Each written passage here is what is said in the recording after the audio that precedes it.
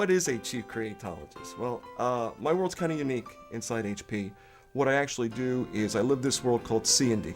We've heard of R&D, research and development, but I live the world of C&D, connect and develop. So I really understand HP's suite of assets and technologies. Take a little bit of the DNA from HP, combine it with a little bit of the DNA from a customer to create something net new. So my job really is, at the end of the day, is use technology to help customers invent. And the interesting toolbox that I have is this thing called assets. So when you think of HP, people think of printers, right? Or PCs, or workstations, or software servers. But when I think of HP, I think about things like business processes. I think supply chain. I think IP. I think HP Labs. I think about our collaborations. I think about our ecosystem. I think about the knowledge that we have inside our over 300,000 employees. I think about our brand. So how can you take those suite of assets, which is our DNA, and combine it with someone else's suite of assets and their DNA to create something net new? So thus, I create. I don't predict the future, but I help customers create using technology. So let me give you a couple of strategies, okay? So the first strategy would be the concept of decomposing your asset. So I've got one of my assets in my pocket, and everyone recognizes this, right? It's a print cartridge. That's what we're known for. So think about this print cartridge. It does 36,000 vapor blasts a second. It travels 15 meters a second at 300 degrees centigrade, all through the third of diameter of a hair.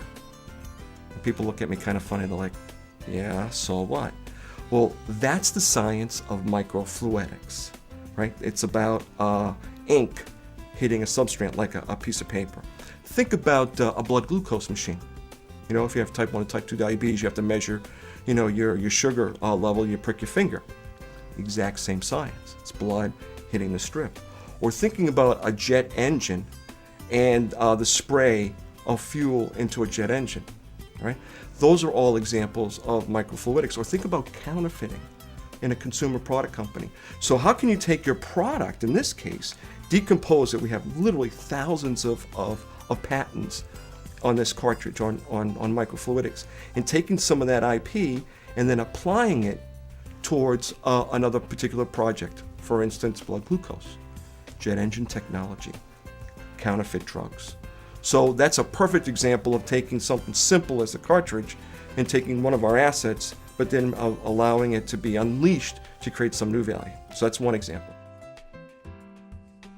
So for me, in my first 13 years of my 28 career history was all in sales, and then I moved into marketing, and then from there something happened on the journey. It was 1996, and we were at a meeting, and the vice president of the company at that time we were in a staff meeting. He goes, "Boy, that's a real out-of-the-box idea.